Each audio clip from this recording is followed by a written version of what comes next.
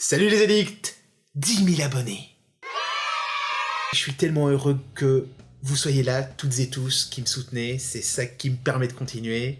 Merci, j'ai pas d'autres mots. Pour le tag, je vous rappelle le principe, c'est un questionnaire de série sur les goûts personnels.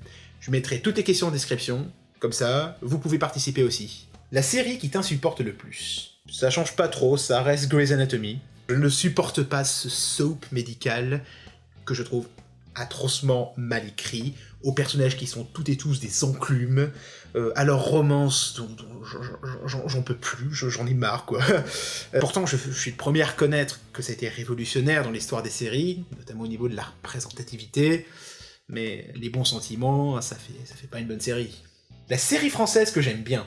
Alors j'ai déjà cité Les Rois Maudits dans une vidéo précédente, je trouve que Noob tient très bien la distance.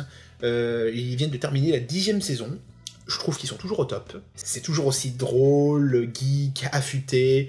Noob, ça reste un grand coup de cœur. Ton genre de série préféré?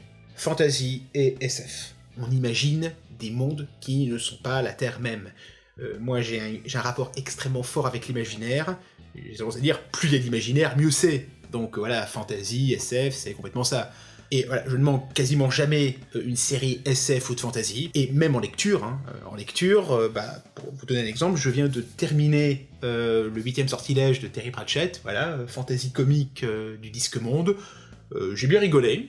Là, je suis en train de lire le Silmarillion de Tolkien, que j'avais pas encore lu. Faut s'accrocher, mais bordel, c'est grandiose, hein, le Silmarillion. Puis ensuite, je vais continuer la roue du temps, avec le 7e tome, La Couronne d'épée. Le genre de série que tu détestes. En fait, j'ai jamais vraiment accroché à des genres comme le policier, que je trouve beaucoup trop codifié, beaucoup trop rigide. L'horreur aussi. Le sentiment d'horreur, en fait, c'est un sentiment qui m'énerve plus qu'autre chose. Le post-apo aussi, ça peut vous paraître bizarre, mais en fait, je ne suis pas de Last of Us.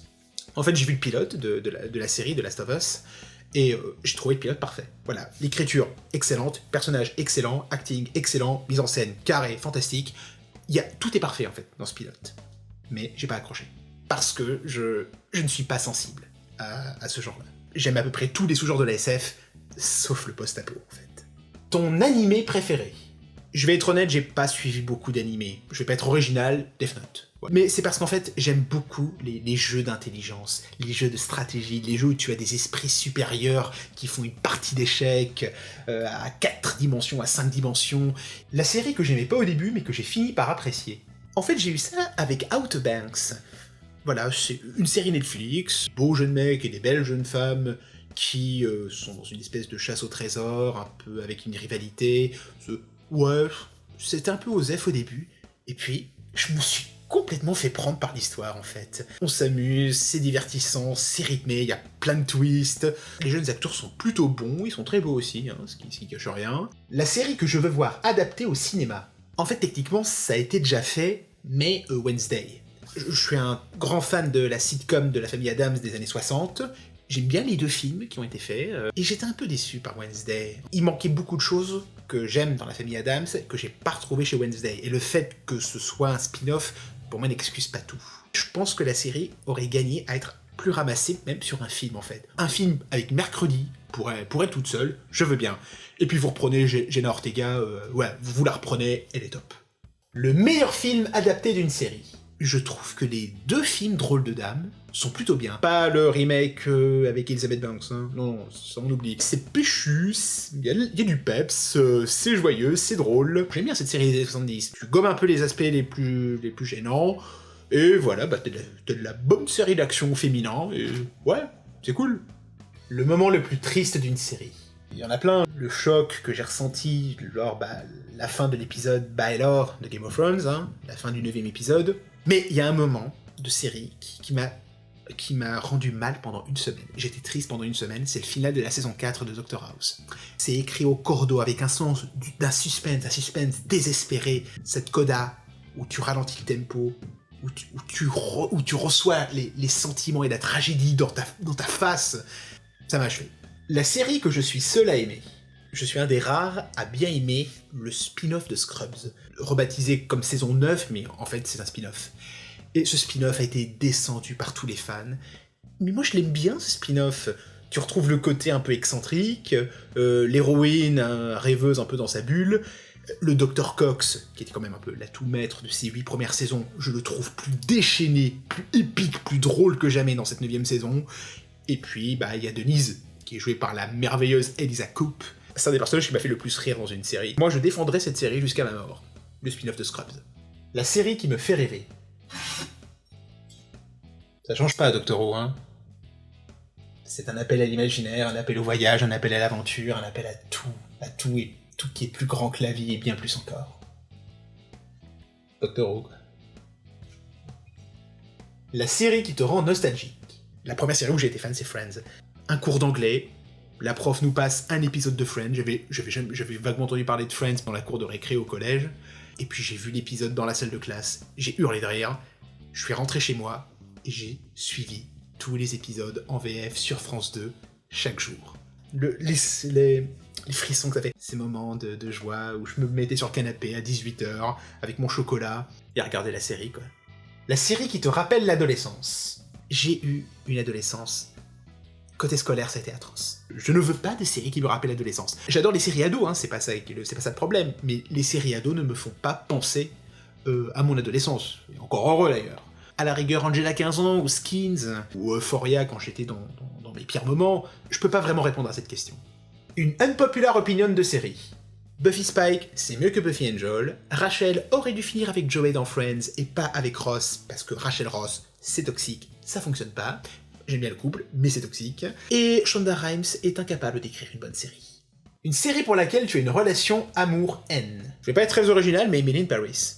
Alors, j'ai même fait une vidéo dessus pour montrer tous les sentiments mêlés que j'avais sur cette série. C'est une série que j'aime beaucoup pour son côté divertissant, frais, léger, fun, la Darren Star touch, que j'aime bien. C'est une série que je déteste pour son côté storyline foireuse, personnages tête à claque, des romances qui sont vraiment mal foutues, et j'aime bien aussi son côté nanar pour le côté complètement what the fuckesque de la vie parisienne.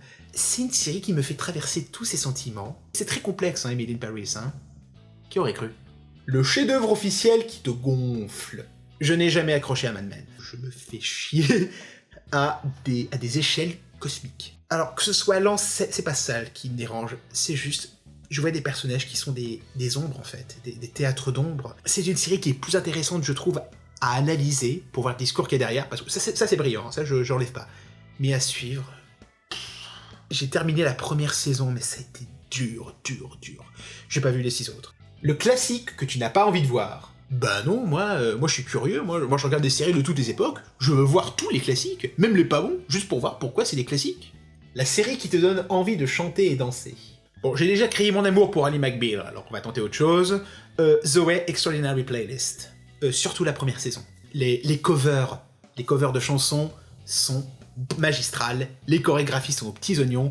Moi, quand j'écoute ces versions, j'ai des ailes qui me poussent dans les pieds, et je virevolte, et ça me met le cœur en fait.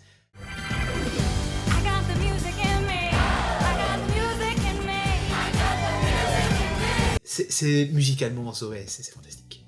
La série qui te fait retomber en enfance. Est-ce qu'il y en a parmi vous qui ont connu Alf? Vous savez, le melmacien bouffeur de chats? J'ai regardé d'ailleurs quelques épisodes il y a quelques mois. C'est très naïf, c'est très enfantin. Mais il y a ce charme qui se dégage, ce charme familial, bon enfant, drôle, et pas trop moraline, pas trop sucré. Alf, c'est ma petite Madeleine d'enfance. La série que je regarde, même si le jeu d'acteur est nul, c'est Shadowhunters. Tout le monde joue mal, en fait. Même les adultes jouent mal. Ils jouent pas mieux que les jeunes adultes, en fait, si je puis dire. Ils sont sympas comme tout, mais non. Dans cette série, ils sont lisses à mort. Il y a une seule exception, c'est Magnus, qui est joué par Harry Chum Jr. Lui, il survole la distribution. Il est tout le temps juste, il est tout le temps parfait. La série qui aurait dû s'arrêter.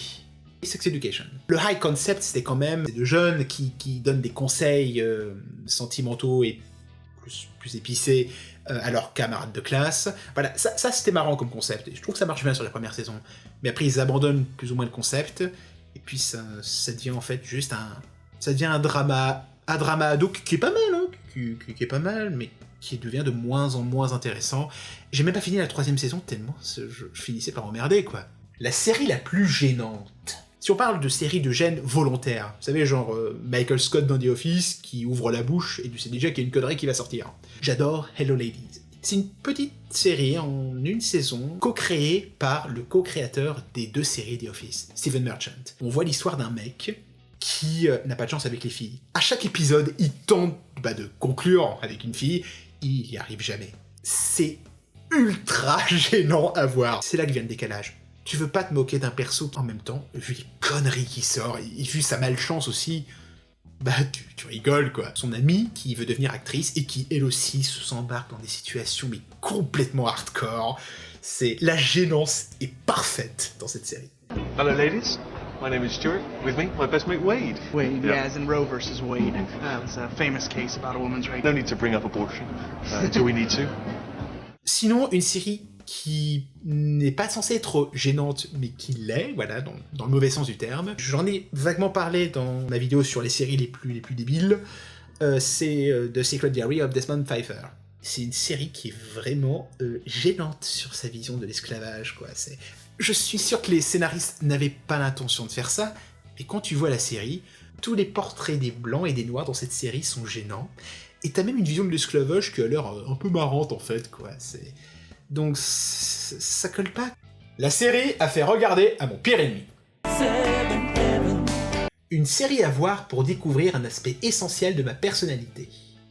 Roswell, c'est moi, quoi, en fait. Le côté extrêmement rêveur, le côté très mélancolique, le côté enquêtement perpétuel, le côté... mais aussi le côté un petit peu paresseux, le côté un peu égoïste, parce que, ouais, il y a ça aussi dans Roswell.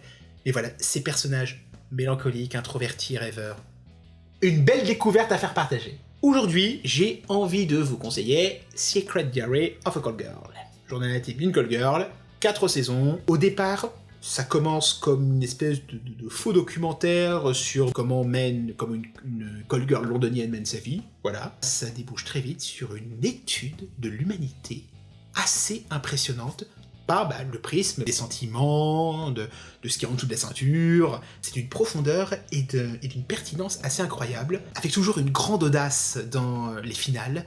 Le final de la série, j'ai rarement vu un truc plus audacieux que ce truc. Vous pouvez découvrir la série sur Prime Video, mais attention, il n'y a que les 3 premières saisons, il n'y a pas la 4e. 4e, faut la choper autre part. Ils ont que la VF, mais franchement, là vous parlez à quelqu'un qui est un peu fanatique de la VO, qui regarde pas beaucoup en VF, mais la VF, elle est parfaite. Laura Blanc, c'est une des meilleures comédiennes de doublage qu'on a en France. Si vous devez me citer, 4 ou 5 séries qui ont changé ma vie, mais bizarrement, Journal intime d'une Call Girl en fait partie. N'hésite pas à participer au tag avec les questions en description, et on se dit à bientôt. Salut!